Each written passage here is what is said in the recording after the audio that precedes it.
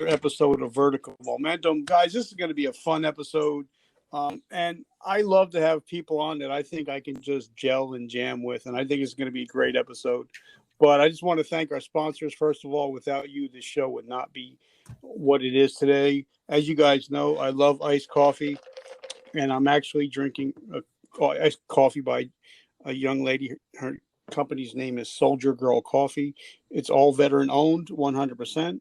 And now they also have coffee that is laced with CBD. If you need to relax while having your coffee, definitely check out Soldier Girl Coffee. Guys, this is going to be a great episode with my friend Jeff. He's everything that I would love to be. I mean, he does voiceover work. He specializes in work with older people like myself. So this is going to be fun. If you're over 50, you're definitely going to want to get a pen and paper out because this is going to be right up your alley. Jeff, my brother, how are you? Well, I'm fine. I had my iced coffee with CBD, so I'm very relaxed. There you go. Are you in your pajamas, though? I am. Nobody's seeing, are they, Rich? Nope. This is just audio, baby. Okay. Okay. So how's your day going? My day is going well. As you alluded to, I have a podcast which is called Looking Forward. We can talk about that more in a little bit, but I try very hard to get my episodes edited and posted on Thursdays. Well, actually edited before Thursday, posted on Thursday. So I have been working on editing the episode that I will post tomorrow. See, that's amazing. And that's what makes us all different because for me, there is zero editing. It's 100% live. So whatever you say, it's going out there into social media land. And I publish 6 episodes a week. Wow. So one a day and 2 on Monday. So this, like I said, it's 100% live recording. So whatever we talk about, that's what goes out. Well, I commend you, Rich, for doing that. One of the things that's really wonderful, as you again kind of referenced there about podcasting, is that there is no one right way. If you have any listeners that either have or are thinking about having a podcast, that's a very important thing for them to know. You put your own personality and your own interests into it. It's a very creative exercise. Yep. And for me, like I tell everybody, it's just like 2 brothers sitting down and having a cup of coffee. So nothing is scripted. I don't have any certain questions. I just roll with it, and whatever happens, happens. Of course, I had to do my due diligence and find all about you, but I don't ever send questions. It's just whatever we talk about, we talk about. Now it sounds like you have a nice Italian accent. So where are you from? Yeah, I think unfortunately that tends sometimes to get in the way of voiceover success because I am from Philadelphia. I don't know that I have an Italian accent. No. That may be a first, but I certainly have been told many times, Rich, that I have a Philly accent, which I cannot deny because I grew up in Northeast Philadelphia. And as much as probably people from the deep South or Boston may not think that they have an accent because this is just the way they speak, and oftentimes it's the way the people around them speak, we do, in fact, often have non-neutral accents. And it's very hard to try to change that. Yep. And now, because you're from Philly, I'm from Jersey, so Okay. we used to go to a lot of the games in Philly. Yeah. And I've never seen any stadium ever actually pelt Santa with snowballs at Eagles game. I was like, wow, Philadelphia people are a totally different breed of individual. And I'm going to tell you something about that, Rich. I may be wrong. I can't say this with certainty. You think I would, but I believe I was at that game. Oh, really? And I say that because I had a dear uncle, may he rest in peace, who was what I referred to as my sports father. My father, may he rest in peace, was a wonderful man, a World War II vet, by the way, God bless him. but he wasn't that into sports. And my uncle was big time into sports. And so, starting from when I was a young boy, he would take me to games, and he would buy season tickets to Eagles games when they used to play at Franklin Field. For those of you who Yeah. aren't from Philadelphia, that's where the University of Pennsylvania football team plays. And my uncle would take me there, and that, I think, happened when I was at one of the games. So you're bringing back quite a memory there. See, and like one thing because like I go to a lot of places in Jersey, and they'll say, "Oh, we have Philadelphia cheesesteaks," and I'm like, "No, you don't get it. If you don't have one of the street vending cheesesteaks in Philly, then you're not really eating a Philadelphia cheesesteak. If you don't have a heart attack right after you eat a cheesesteak, it's not a real Philadelphia cheesesteak." No, I agree. I agree. I had a guest on. It's so funny you should say that, Rich. I had a guest on, Dr. Cheryl Woodson, on Looking Forward a couple of weeks ago. And Dr. Cheryl Woodson is a retired geriatrician and also an author. And one of her expertises happens to be caregiving, helping take care of an older relative, whether you are old yourself or it's your mother or father. And many of us, including myself, have been in that position. But when we started this conversation on Looking Forward, Cheryl is a native Philadelphian who is now living in Chicago. And she started the conversation by saying, I can't find a good steak here in Chicago for love or money. I got to get back to Philly. Yeah, see, they're known for they're known for some amazing things. Now, tell us, because we're going to hop in the Wayback Machine.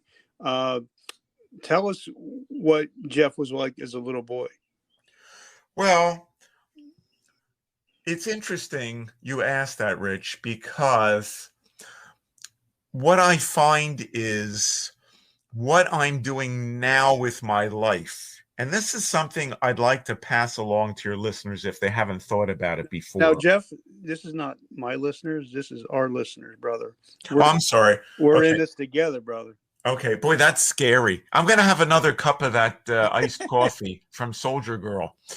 By the way, I remember Soldier Boy, but that's a whole other story. Yeah, it's a whole other story. I'm going back. But anyway, what I have learned, and I heard this from somebody probably a year ago, Rich, and it's so true. You asked me about me as a little boy, is the things that I am now doing with my life in part. I mean, there's a lot of aspects of my life, but certainly the voiceovers, I do a lot of interviewing, I do podcasting, which is separate from some professional interviewing. That all relates to Jeff as a boy. Jeff as a boy was very interested in, I'd say, 4 things: sports, music, and girls. And hold on 1 second. I got to ask, because I'm a big music guy. What like when I was growing up, my grandmother actually babysitted Frankie Valli. So my goodness. So I was big into, the doo-wops, the Temptations, and stuff like that. What were some of your earliest influences? Oh, late 50s is when I started. My dad got me a tape recorder, a reel-to-reel tape recorder. And I used to tape all the quote-unquote rock and roll music off the radio. So you can go back to the Capris and There's a Moon Out Tonight, or Purple People Eater, or Frankie Avalon with Itsy Weenie, Polka Dot Bikini. And then right on through the 60s with, of course, Motown. Oh, my goodness, I love Motown. my favorite group is the Temptations. So. Temptations are a great group. And if anybody hasn't seen the Motown movie that Berry Gordy was involved with, it's a great movie. So that music, the Four Seasons, I remember getting an album, the Four Seasons. Oh, geez. It was like a battle. Was it the Four Seasons versus the Beatles? It was the Four Seasons versus somebody. I don't think it was the Beatles, but we got this album, this friend of mine and I. So all of that stuff, all through the 60s, all through the 70s, and I would say probably, and this is likely true of a lot of people, Rich, after I got married and certainly after we had children, I wasn't paying as much attention to that kind of music. I also loved and still love classical music. And I also love movie themes. I just sent some movie themes out to some friends of mine because I've always loved movie themes. My dad got me into all that stuff. You remember I talked about my uncle in sports? Yep. My father had a lot of influence on me too, but it wasn't in sports. It was in these other areas. But I just want to make this point. I don't want to lose sight of this. As a boy, I mentioned those three things, but the fourth thing was I just love announcing and interviewing people. And I would take, and you're maybe old enough to remember this, I would take a Vitalis bottle. Wow. In my bedroom, it was on my bureau. My bedroom, Rich, was about as big as a large, very large phone booth. But who knew, right? I didn't know. That was my bedroom, very large phone booth. And I would take this Vitalis bottle and I would constantly be announcing games because I had these imaginary leagues and I'd be playing these games in these leagues, football leagues. I think I called it the Professional Champions League, and they all had teams in my notebook, my composition book, and I'd be announcing that. And when my dad got the reel-to-reel recorder, I started to use the microphone that came with a Webcore reel-to-reel recorder, and I would interview my parents' friends who would come over and my friends. And I remember my parents' friends would get such a kick out of this. And the point I want to make here is that our listeners, some of them may have a passion that they have disconnected from or maybe relegated to the side of their lives. There's never been a better time for me than now to reconnect with those things. And that's why I'm doing some of the things that I mentioned and that you mentioned, Rich, is because this is really who I am. So those were the things, I guess, that I was like as a boy. I played a lot of sports. My best sports were baseball, and the best one was ping pong. Ping pong. Yeah, my dad made 2 tables. He was very handy, my father. And he made 2 tables. The second one was inside. The first one kind of got warped from being outside, but the second one was inside. We had an extra room in the house, and I used to be playing ping pong all the time. I wound up being on the ping pong team in high school, and my partner and I, at the time in ping pong, were undefeated in 12th grade. We were pretty good together, but when we played separately, he'd always beat me, like 21-19, 21-18. I couldn't beat the guy. Ping pong must have made you a chick magnet. Well, I wish. I had my ups and downs with being a chick magnet, that's for sure. Now, did you go to college after high school? I sure did. I started out by going to Penn State. We had a campus called Abington, which is a suburb of Philadelphia. And now in recent times, they changed their name to, actually they're Abington now. They were Ogons when I went there. Okay. And so I went to Penn State Ogons, now Abington, for 2 years, and I majored in psychology, and I decided that I didn't want to go away for the next 2 years. I preferred staying at home. and I wound up transferring to Temple, and I majored in radio, TV, film. Surprise, surprise, in communications there. Temple's an amazing school too. I love Temple, by the way. Yes, Temple is a very good school. And one thing I think it's pretty cool, especially now that I've been podcasting now only 2 years, but I think we're up to like almost 300 episodes. That's great. But but I think a lot of it has to do with psychology and just how to talk to people. And I think a lot of people in the younger generations are having problems where, like me and you, we could just go sit down somewhere, have a Philly cheesesteak and some Coke, and just sit down and talk. Where I think a lot of the people that are up and coming, they really don't know how to conversate. Everything is through text, through email. They don't know how to do the eye to eye and conversational style like we can do.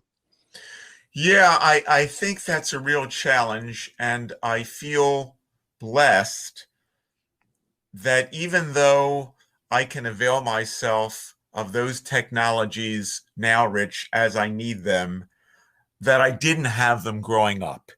And even though, and I'm sure our listeners would probably, at least some of them, share this too, even though growing up, I had to deal with some very tough times, I would never want to change what life was like for me growing up. And it certainly had to do with a lot of playing on the street, in the backyard, in the driveways, and in my house and in my friends' houses.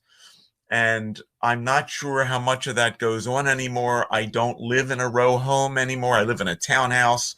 For many years, I lived in a single home, but I grew up in a very modest row home in Northeast Philadelphia, and there were probably 60 families on the block, and you really couldn't hide. And so I think that, and just perhaps genetically, what I got from my parents has made me always very comfortable with people. And going back to what you said, I wonder if those kids who were not genetically endowed as such aren't going to have, or aren't already having, a challenge in communicating with people, especially people they don't know. Yeah. Now, definitely, I want to ask you a question because I don't want to date yourself, but I got to figure it out. What year did you graduate college? I graduated college in June of 1973. Okay, because the reason I'm thinking, because you said you went to school for TV film, and I'm thinking, now we're recording this June 2nd of 2021. How Yeah. much has changed over the last 40, 50 years with film and TV? So talk to us about some of the things that you actually learned in college. Talk to us about it. I'm really interested in that. Well, when I transferred over to Temple, there were some things that were happening that are still happening today. For example, I remember a great professor, Professor Sterling, talking, speaking about, there goes my Philly accent, talking. Oh, what are you going to do? Anyway, speaking about consolidation occurring in the media, in communications, that networks, I'm talking radio and to some extent TV, but I remember radio, maybe newspapers, being bought out by some large chains. So that was happening back then.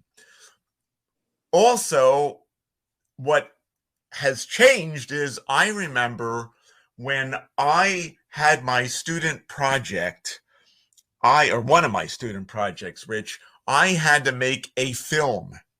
And to make that film, I used a Super 8 camera. Wow. And that kind of a camera and that kind of film is no longer with us and hasn't been for years. And certainly, I remember the audio project I did, I had to do that on a cassette tape. So I think the tools of communication were much more primitive and limited back then. And see, this is, of course, the yin and the yang about advancement. The positive side is, look at these wonderful tools we have today, Rich, in communications that we didn't have in the early 70s that enable you and I to have this conversation. And I had an episode that I taped the other night with a guy in Australia who said, I hope you enjoy the rest of your yesterday, because he was already into the next day when we had our conversation. Yeah. So the tools that we have today and the instantaneous nature of communication clearly are things we didn't have back then. But now, I also think, because like I remember there were certain songs in my mother's record collection where you knew where the skip was going to be. Yes. Because there was, there might have been a scratch on the record. Yes. So even, 30, 40 years later, you hear a song and you're like, wait a minute, the skip is supposed to be right there. Yeah, I had them on my albums too. I had some of those skips. So, I think, with, CDs and now everything download, a lot of people are not going to be able, but I think vinyl's making a big comeback for some reason, Vinyl is making a comeback. Now, I'll share something with our listeners that was one of the many great things that my podcast expert, he's an expert on podcasting, James Cridland, shared with me the other night. And that is that people today are listening less to radio, particularly young people, because of something that we didn't have back in the early 70s, and that is on-demand listening. And younger people today, James says, the studies show, the data shows, they want to listen to their audio on demand. And radio, typical radio, is not on demand. Yep. And a lot of people don't realize that, podcast is the new radio. Yes, exactly. So, I think audio, I'm a big Gary Vee guy. We're friends. We talked a couple times. And he said, the next couple, the next 2-3 years, audio is going to be king. Because now, like even on my podcast, I'm so blessed. Mostly it's all because of my guests. It's never because of me. But it's great. I can be cooking, my wife could cooking dinner, and I can say Amazon, play, Vertical Momentum. And my podcast is on Amazon or iHeart.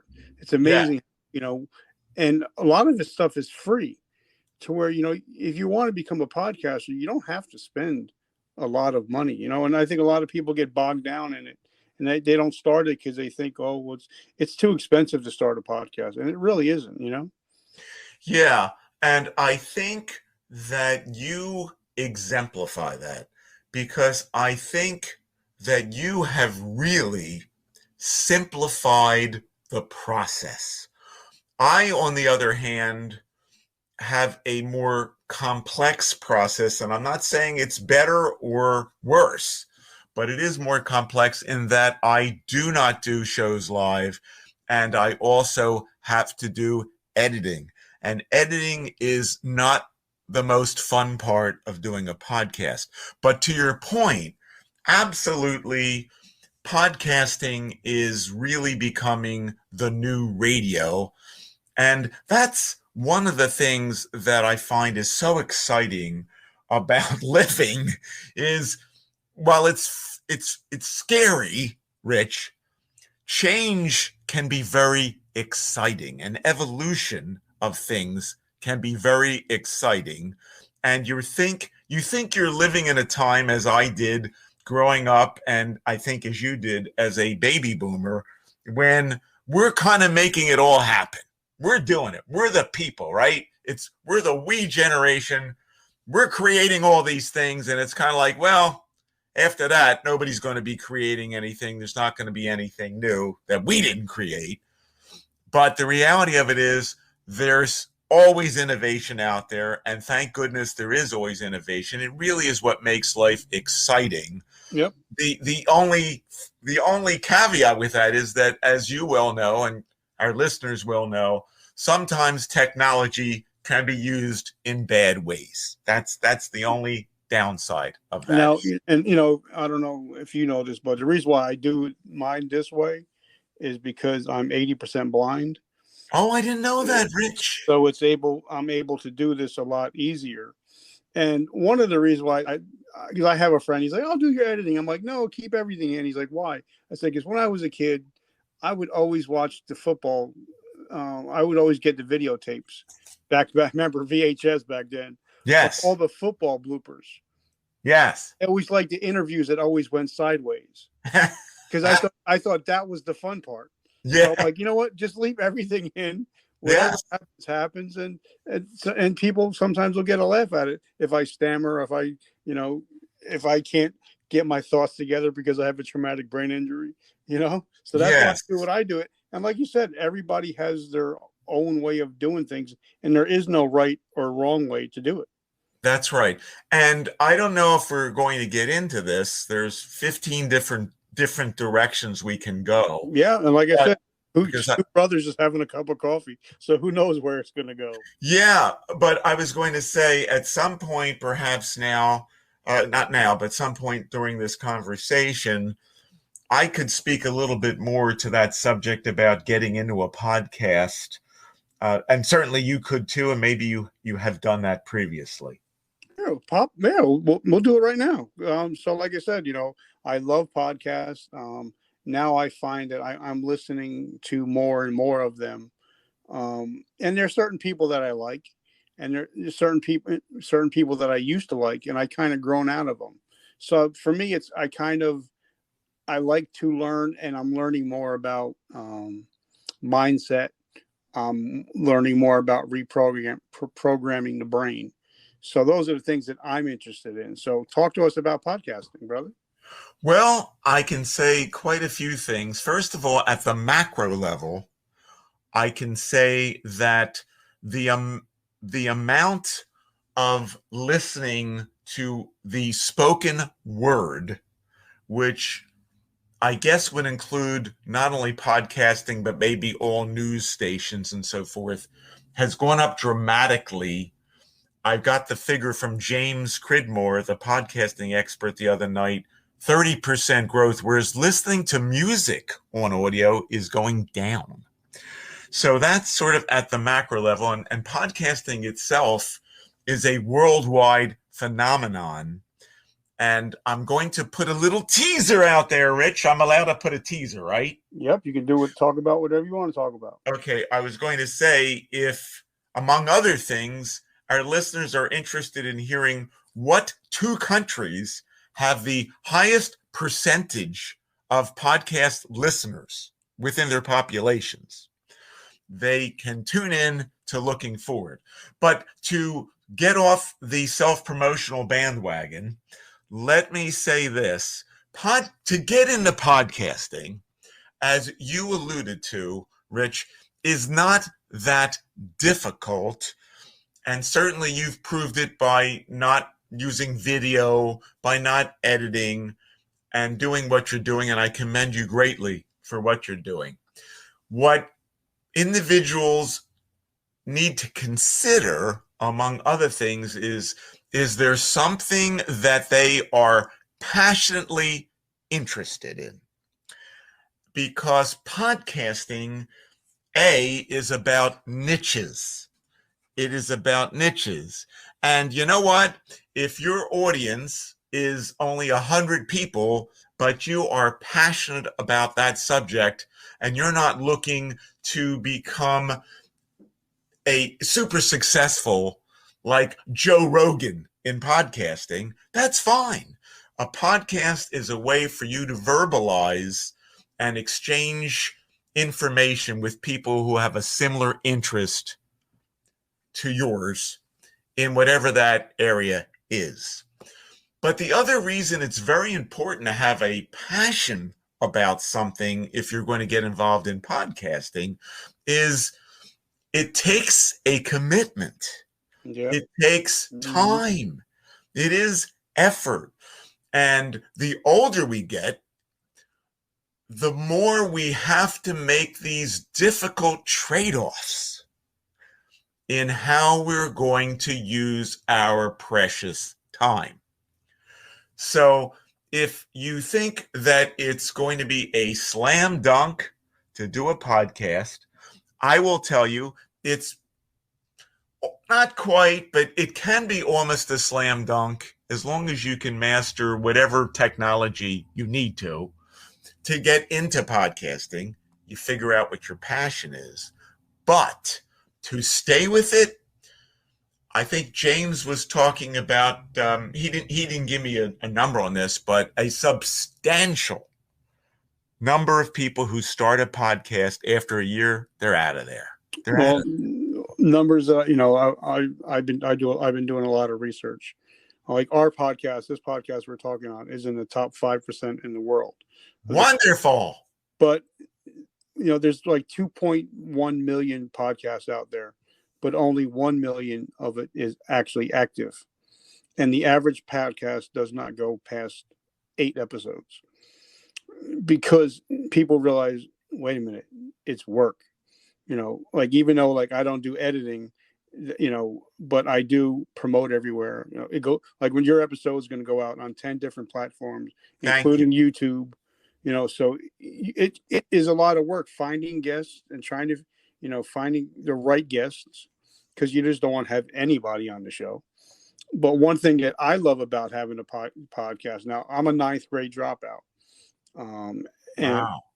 but I did over 20 years in the military, but even though I was only a ninth grade dropout, I've read over 5,000 books, and now I get to interview great individuals like yourself on my show, and I can ask them anything that I want. So I'm actually getting a business degree for free just because I have a podcast. So now I'm actually, able to interview General Petraeus, 8 and 9 figure earners, just because when you have um, a, a podcast, you do have a platform. And if once people start realizing podcasts is another platform, kind of like ABC, CBS, NBC, and once you realize that you have a platform, that's when your mindset can change, because that's when more and more people want to come on your show because they see that podcasting is the new radio. You know what I mean? Yes, I know what you mean. And I'm going to tell you something. since I know that you don't edit your podcast, and since I now know how popular your podcast is, I just want to set the record straight. I have nothing against the use of CBD, but I do not use it in my coffee or elsewhere. Well, see, the good thing is, because like everybody knows that on my show, I'm in recovery. I've been sober, clean and sober for 32 years. Good So for you. I don't use any CBD products, and I have a lot of people that want to sponsor me, and I tell them, listen, I can't use the product. I'll drink all the regular coffee you want in the world. Send it to me, Yes. but I do not use CBD myself.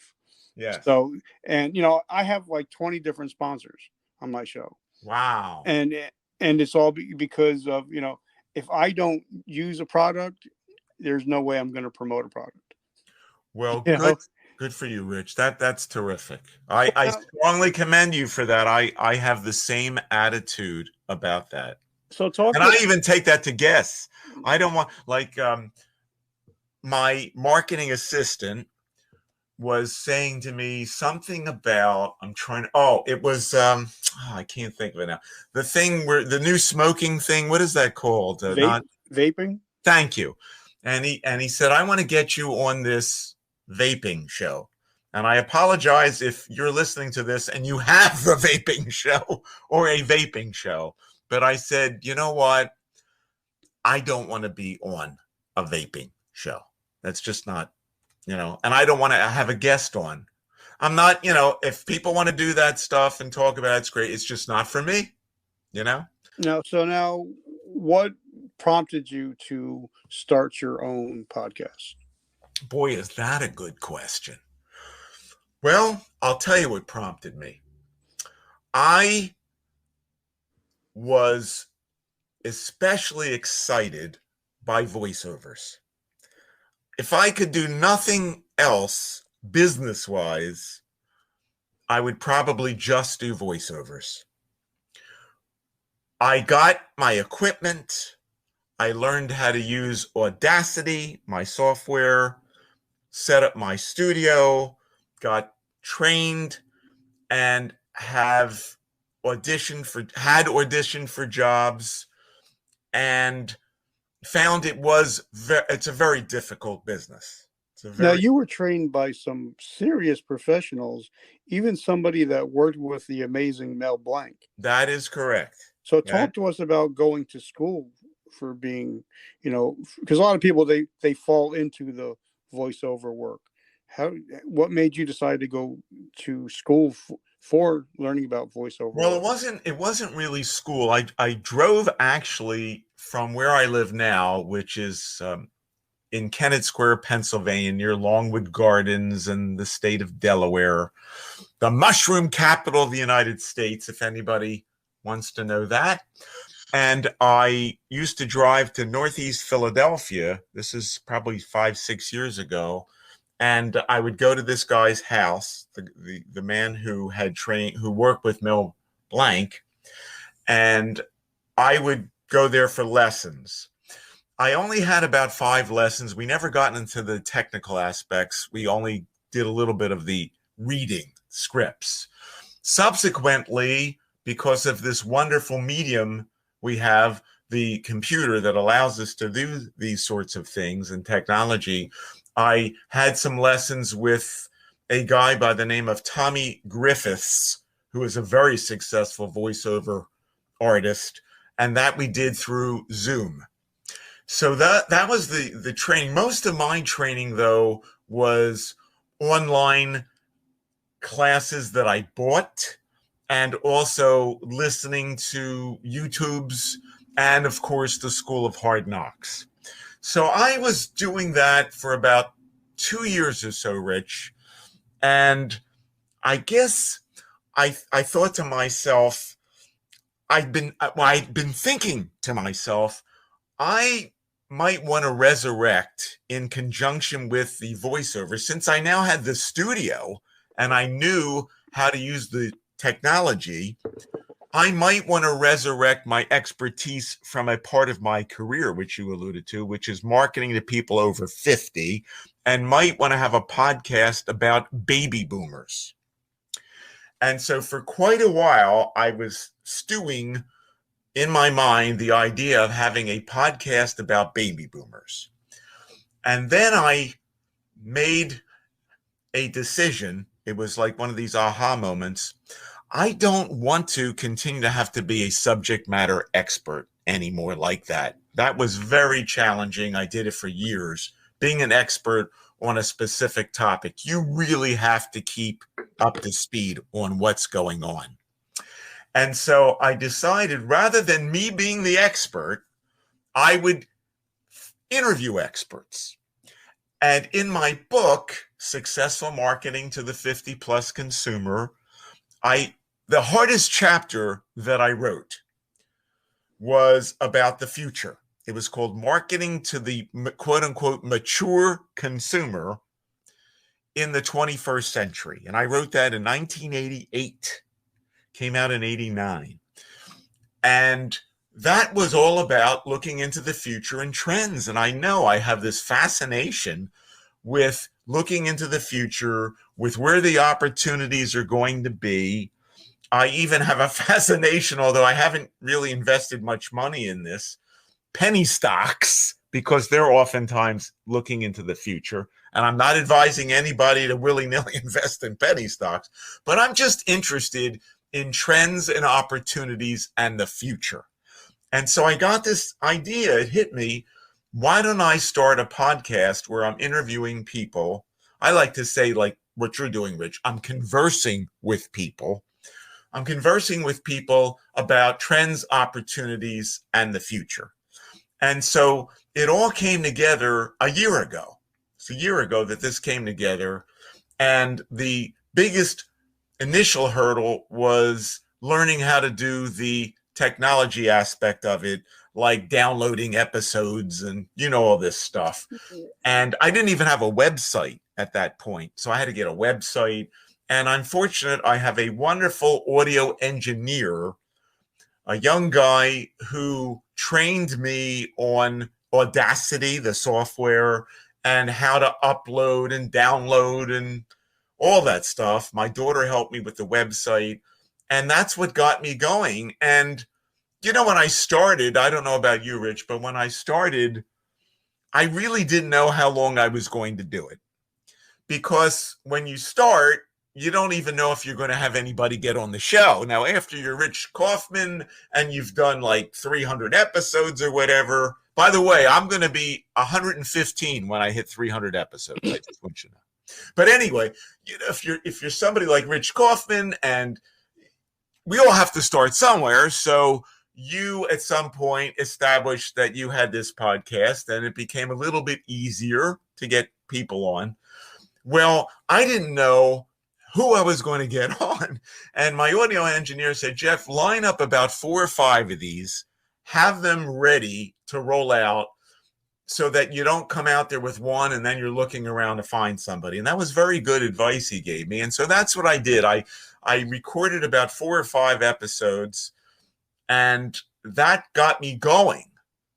And the rest, as they say, has been history. But I'm coming close. Like I said, I'll be 115 when I reach your level. I'm coming close to having 50. And that will be a little bit more than a year it'll take me, because I do weekly, but I skipped a few holiday weekends. So I'm on to track that 50, and I never imagined I would have 50. That's amazing. Because finding the guest, I thought would be really challenging. Well, what I find now is, I think a lot of people, they sleep on LinkedIn.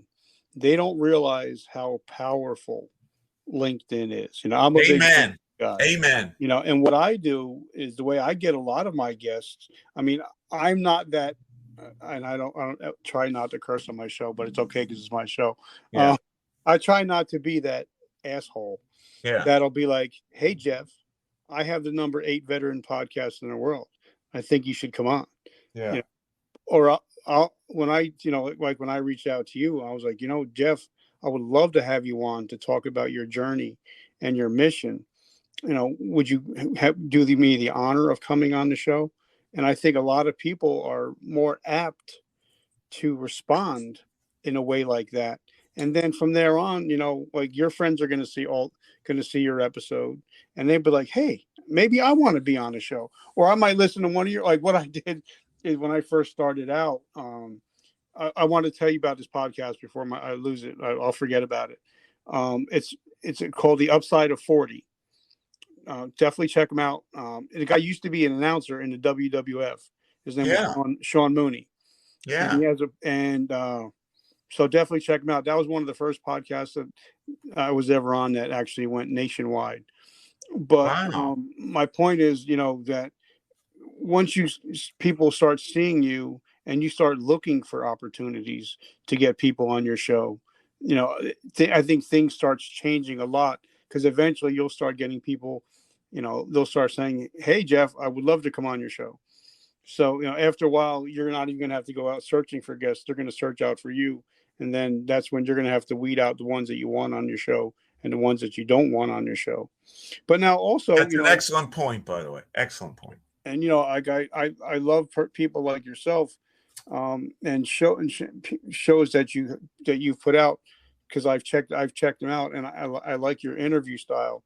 But now there's also, I've had people on my show. My wife listens to every episode that I record and I put out, and she's like, some of them just flow. Like me and you, we just have that conversation where we could just BS. Yes. Some of them are like pulling teeth. And you're like, what? I thought it was going to be this amazing interview, and it's like, wow, it's only 32 minutes. I know exactly what you mean. Just to jump on that one, Rich, I just taped, as I alluded to, my 45th with this wonderful guy, James Cridland, the expert on podcasting. I think you'll find that one of interest too, by the way, and I'm sure our listeners would. Well, I'm going to But search him out right after I get off of this. So yes, I'm posting it tomorrow. okay, But I want you to know that and if you don't mind, if you could just tag me, because I would love to watch it.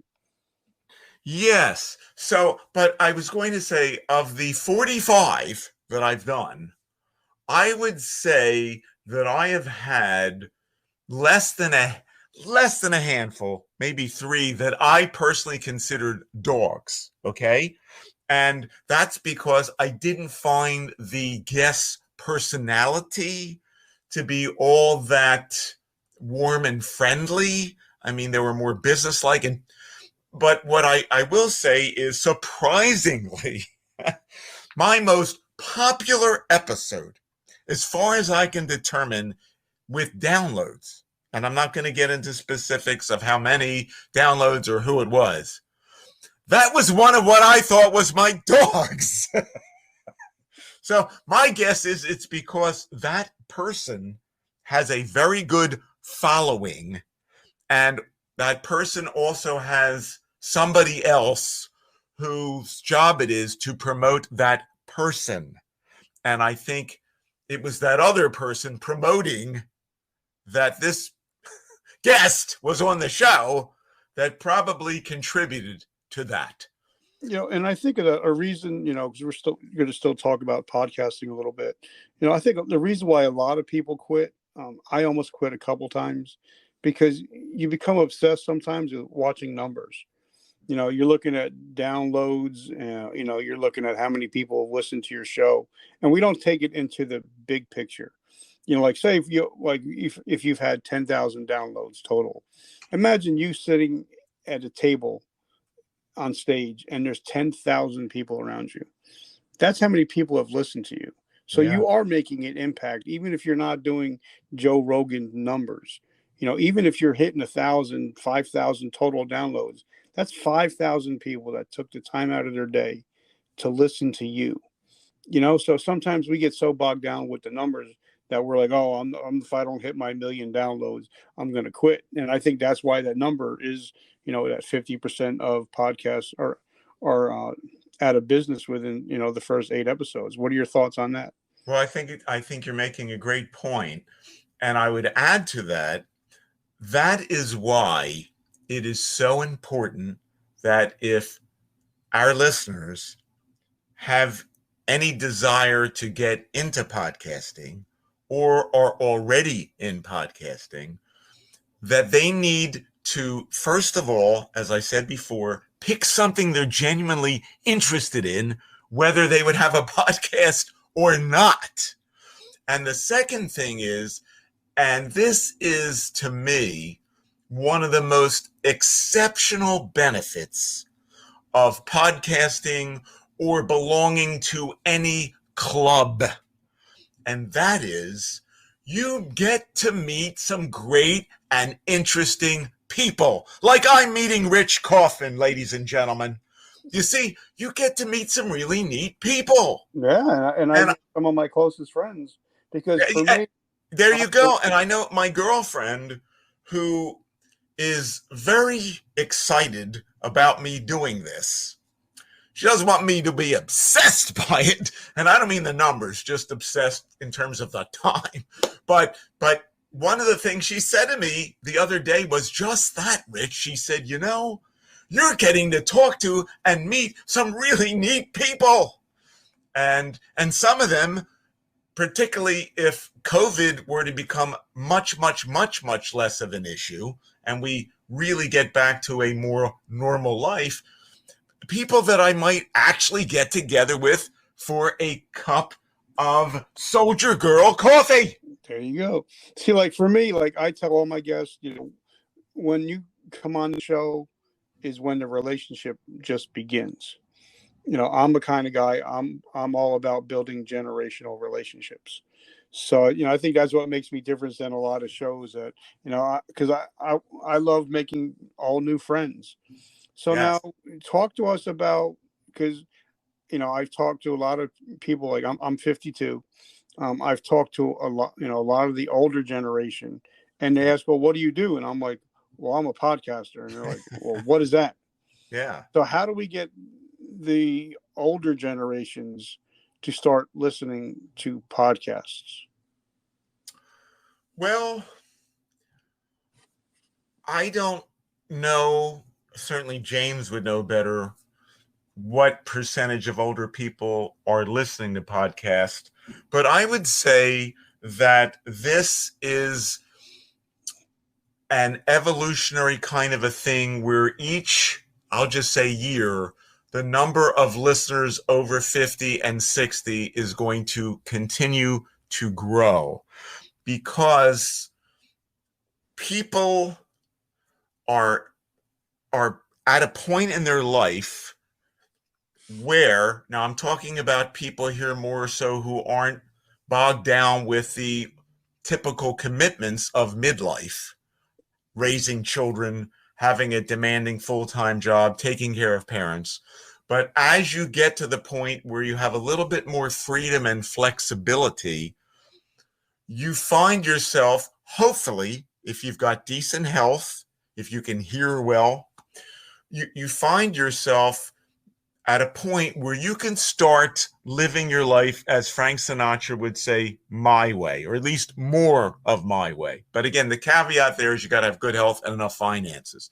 And what that lends itself to is learning or focusing on things that are of interest to you. And I think that with each decade in ages, in age brackets, age segments, people are becoming more and more comfortable with using their computers and their smartphones. They're adopting things that generations before them had not adopted.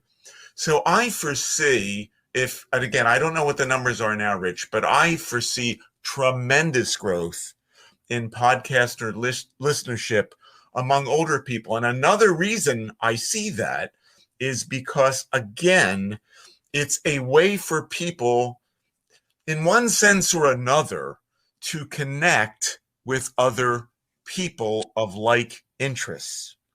So I think podcasting itself, which was a term even I, who is somewhat plugged into things as recently as 5 years ago, since I don't have Apple, I never had an Apple phone.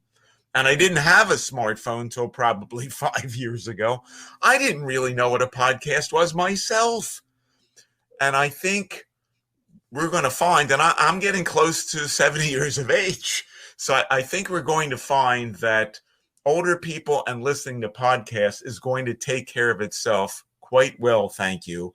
And hopefully, you and people your age are going to have a lot of years ahead of you to listen to those podcasts. And I love that you wrote your book, because a lot of people that are listening to this, they want to write a book, or they're like, you know what, I don't have a reason to write a book. But a lot of people don't realize, that I've been told by a lot of people that the word author comes from the word authority. And once you write a book, you actually become authority on whatever you wrote that book about. So Yes. for you guys that are out there thinking about, I have no reason to write a book, just think about that the word author comes from the word authority. So Yes. you want to be authority in whatever you're doing, write a book about it. Then when somebody says, well, what do you know about it? Then you can say, well, hey, I literally wrote the book on it.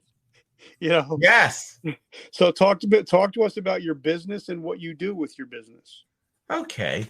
Well, my business could potentially have four parts to it. One has had to be diminished, put on the shelf, because there's really only time for a few things. So I would say right now, the three things that I really focus on are voiceovers, the podcast, and professional interviewing. And just to clarify, people hopefully listening to this understand what podcasting is, and they've gotten a little bit of information so far about Looking Forward, my podcast. But beyond that, the voiceovers, for those who aren't familiar, that's any time you're watching something or listening to something and you hear a voice, but you don't see the person. And it runs the gamut from that Siri or whatever device you're using to where you speak into it and it says something. That's actually a voiceover, to movie trailers, to commercials, to documentaries, to voicemail, to narrative scripts, to educational work that corporations might put out there, the trainings that are put out there. I mean, there's a wide range of voiceover genres. And more are happening all the time. I had a guest on, David Cicerelli, recently from voices.com. People may want to listen to. David talks all about the industry and where it's going and opportunities and trends. The interviewing, I have work where somebody will contact me. Say, for example, one of my clients is a business broker. Excuse me, he's not a businessman, he's a lawyer. He's a lawyer that helps to sell businesses.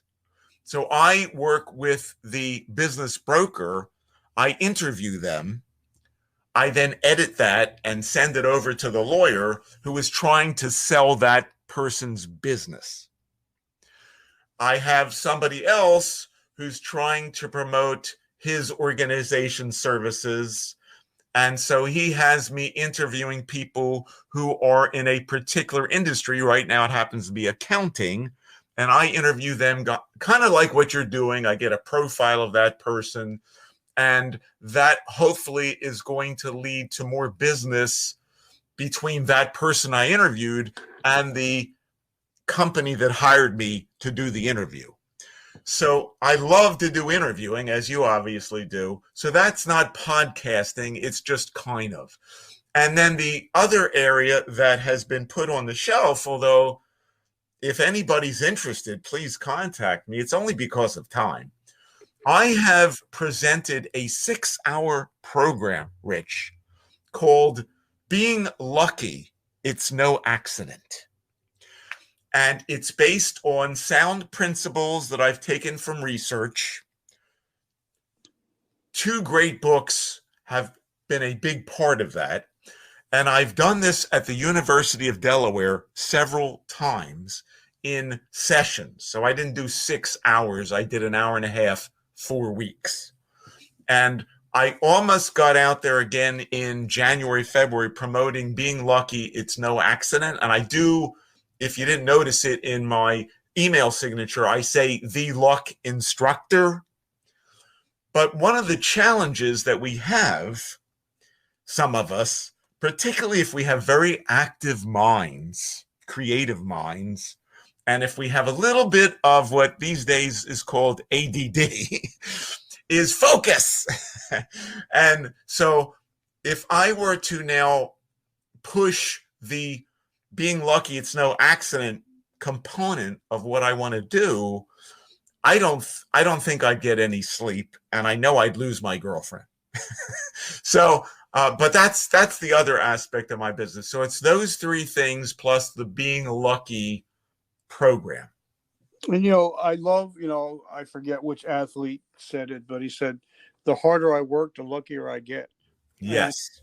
And it might have been Yogi Berra, but he had so many of those little one-liners and quibs. Yeah. So I find that now that I've changed my routine, I've changed my morning routine, and I changed my evening routine.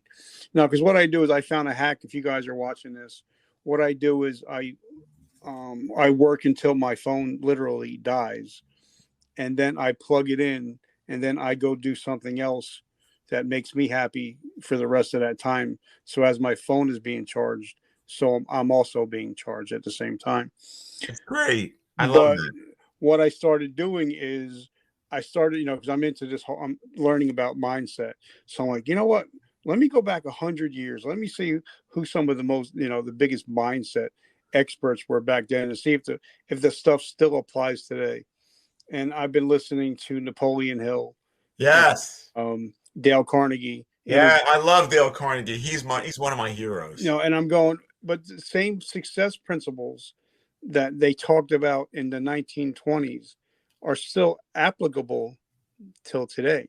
So talk to us about getting lucky and making your luck. Okay. I'm going to say a few words about that, but let me first also add, let me make a note, luck. I don't want to lose that. Okay. What I want to first say to jump onto what you said, Rich, is that I actually, on the side, this is not a business. I'm a co-leader of a group in my area in the northern Delaware and southeastern Pennsylvania area that focuses on the ancient practice of Stoicism. And right now, we're reading a book called The Practicing Stoic by Professor Ward Farnsworth. And the important point that I want to make here is that not only are some of the things that Dale Carnegie said and Napoleon Hill said timeless, but you could go back to Marcus Aurelius and Seneca and other great philosophers and read some of the practical advice they gave 2,000 years ago. And it still makes sense today. As far as luck is concerned, one of the most important things I find is to recognize that when something happens to you that is not good from your perspective or perception, and everything is really about perspective and perception. That's a whole other thing. When that happens to you, rather than getting caught up in it and getting paralyzed by it, you have to, at a minimum, think about what lesson you might learn from it.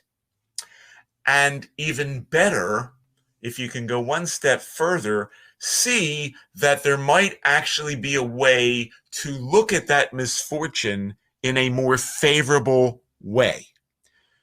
And so, for example, one very difficult thing that happened to me in my life was I got divorced after 28 years of marriage. And I can happily say to you that my ex and I are very, very close. And we have two beautiful twin girls. And so everything has worked out as well as it could be. That divorce, as bad as it was, and it took time, Rich, opened up some doors for me that probably would never have opened if I never got divorced. Does that make sense to you? Oh yeah, like my big, I don't know if you know the gentleman. Definitely, I would suggest looking him up if you don't know him. He's my mentor. His name is Ed Milet, No, and I better write him down. he has like the top 5 podcast in the world. Ed Milet. Yep, and he talks about how everything that's ever happened to you has happened for you, not to you, and that everything is a teachable moment. And for me, that changed my life because once I realized, because I've had a lot of failures, but once I realized that failure was an event, it's not a person.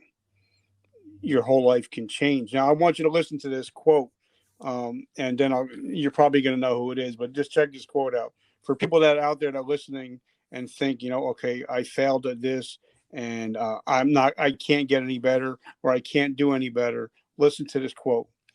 I've missed more than 9,000 shots in my career. I've lost almost 300 games. 26 times I've been trusted to take the game-winning shot, and I missed.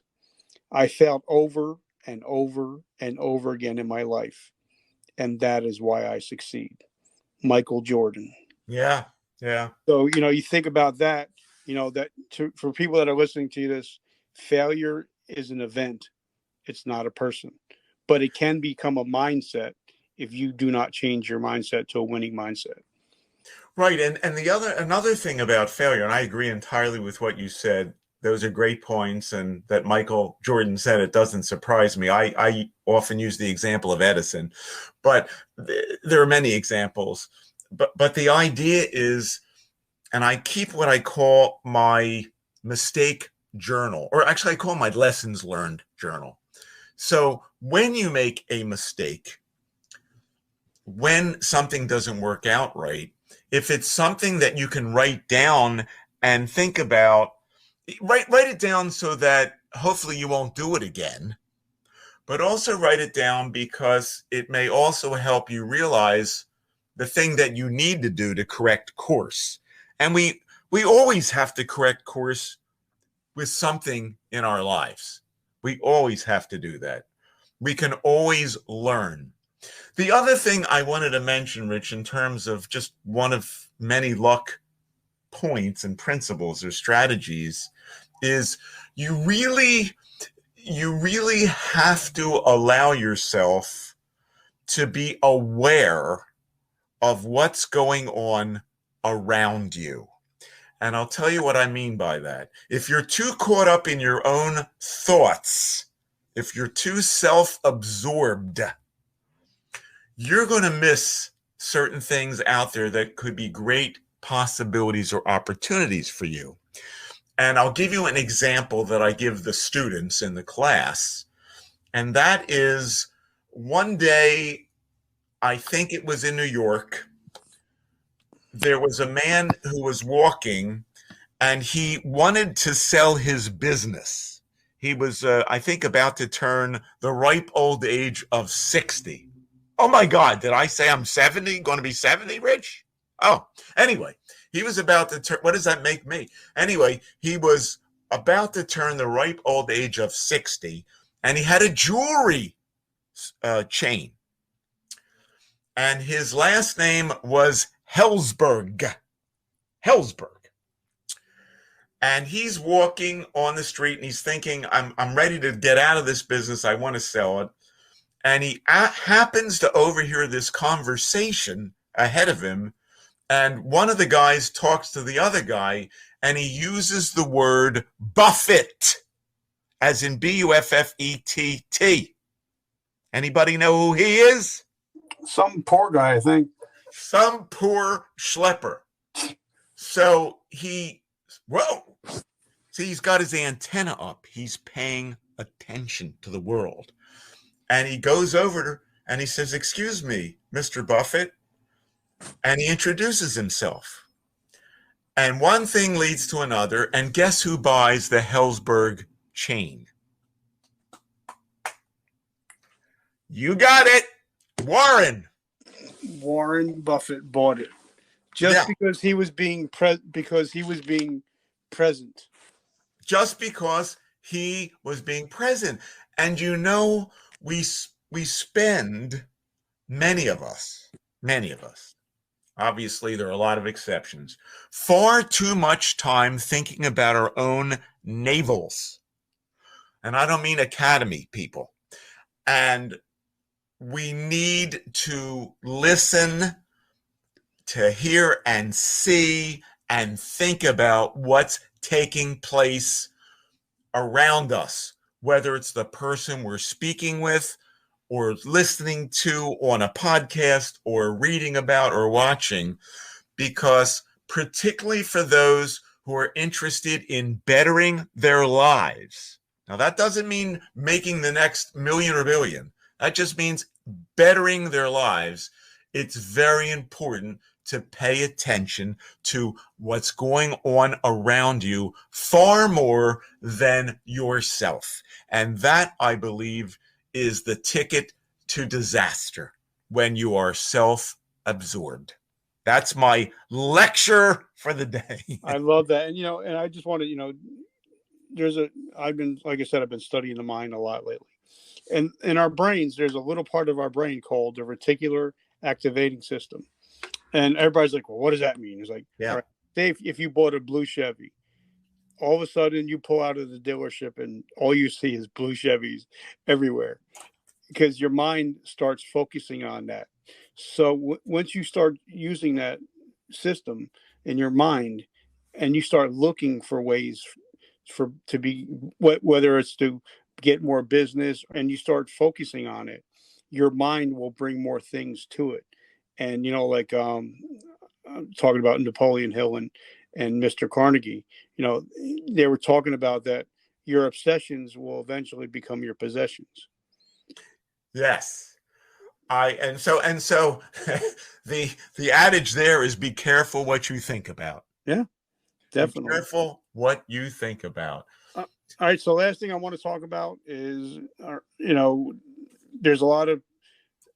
I was talking to a gentleman yesterday, and we were talking about how, the world is pivoting, and how, because of COVID, a lot of people got laid off. But because of COVID now, like I'm in New Jersey, so they're starting to lift the restrictions, and a lot of companies are starting to gear back up again. So, there's a lot of people out there over 50 that may be wanting to maybe make a change in their career or in their life.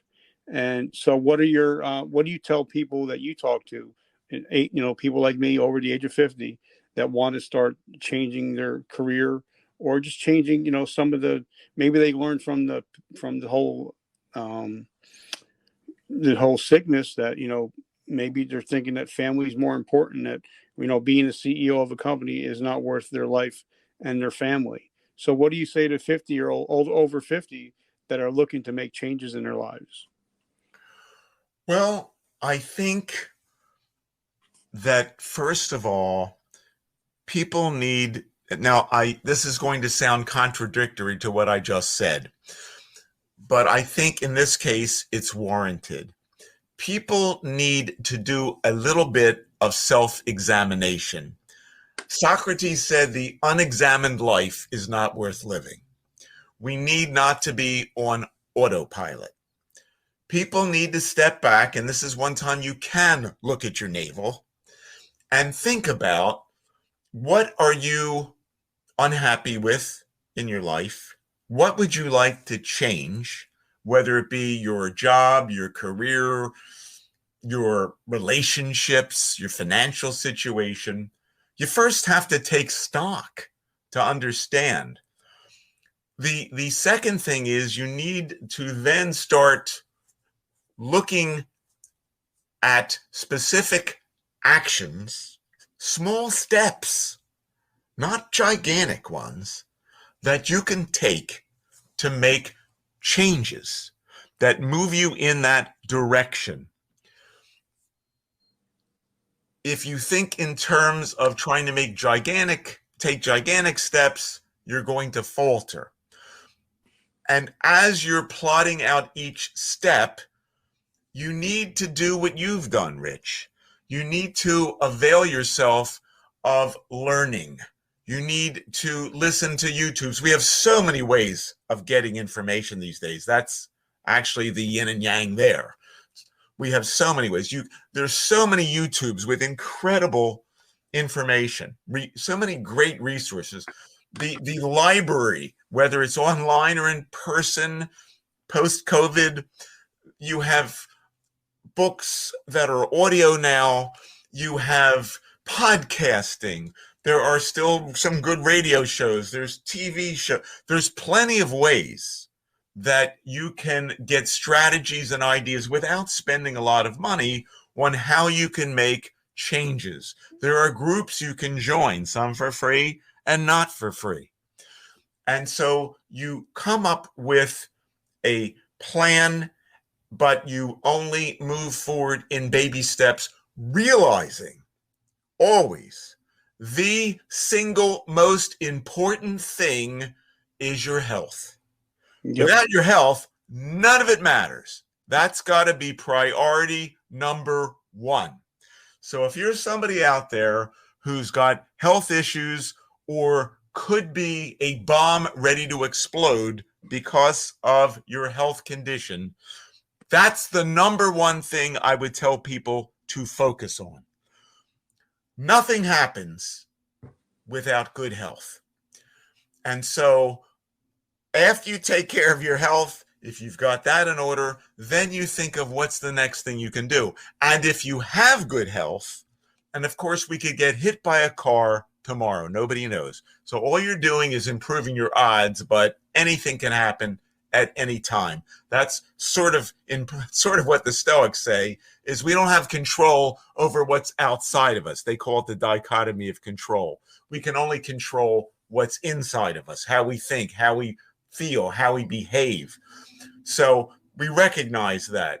But at that point, you realize that if you have good health, you are putting yourself in a position. Let's say you're 50 years old, Rich, or 52 like you could have easily, unless something unexpected and awful happens, 30 plus years of life easily. That gives you a lot of time. So if you've always wanted to take up podcasting, if you've always wanted to play the piano, if you've always wanted to become a better ping pong player, if you've always wanted to have more friends, there's time. There's time. And you have to act as if you have time, but you also have to be judicious with your time. Don't waste it. Seneca talks a lot about how people live a whole life and they've wasted most of it on doing fruitless, unproductive things. And that's not to say that a guy like Rich Kaufman, who charges his phone and recharges himself by doing fun things, isn't doing a productive thing. That very act of you're doing things that have nothing to do with your phone and podcasting is a productive thing in your life if it's enjoyable and nurtures and nourishes you. I love it. Now, my last two questions that I ask everybody, we live in a crazy world. We still live in a COVID world. Some parents lost their jobs, so they're driving Uber to put food in their kids' mouths. Grandparents are homeschooling some kids. So if I ask the average American to do something in 7 days, they're not likely to get to it. But if I ask somebody to take an actionable step in the next 24 hours, they're more likely. So if somebody out there is looking to start their own podcast or start their own business, what is something they can do in the next 24 hours to start to get some clarity? I have a very, very easy thing. It may not be as easy to actually come up with it on the person's end, on our listener's end, but this is what it is. And it goes back to what I said earlier, Rich. If you, as a young child growing up, let's say a preteen, but it could be a teen, did something naturally and did it very well, and you liked it, the odds are that you probably took that for granted. You didn't really pay much attention to it. Pay attention to it over the next 24 hours, because therein lies the seeds of some joy and perhaps some new podcast or business venture or activity, non-business, for you. So to be more specific, in my case, I mentioned the things I did as a child. Those were things I took for granted. Everybody can talk to people. Everybody can interview people. Everybody can announce. This is, everybody can. No, not everybody can do that. I have one person who shall remain anonymous who would like me to do interviews for him, this person, because they hate doing that. They hate it. To me, it's like, I'd almost do it for nothing. I guess in a way I have done it for nothing in my life, So think about what you did growing up. Find something you did with your time when nobody was telling you had to do it, like you have to go to school. And Johnny, you got to study your math. And Johnny, you got to eat your vegetables. What did you just do? And that could be a very important determinant of where you go from here. I love it. Now, brother, so how do we find you? How can we get in touch with you? How do we find your podcast? Okay, I'm going to give you that, but I want to say one other thing about you, but it's also about me.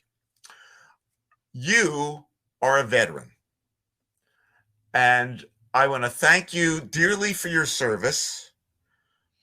And I want to let our audience know that I did work for the U.S. Department of Veterans Affairs in the VA Healthcare Administration. I worked for what is called, although they may have changed their name since I left there, the VA Stars and Stripes Healthcare Network, which includes 10 hospitals, medical centers in the Pennsylvania, West Virginia, and Delaware areas. And I was in communications, of course.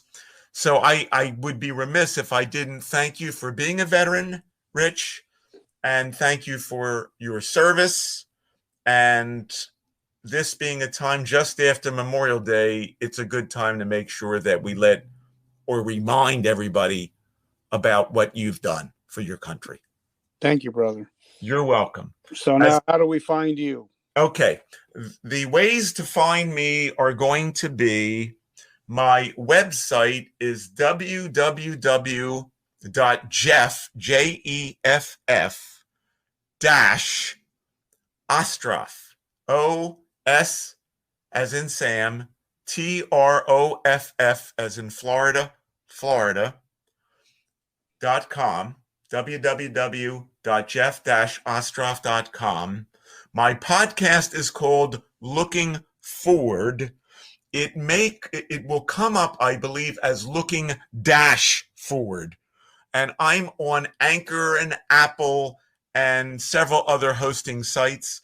But I think there was already a Looking Forward, so mine is Looking Dash Forward.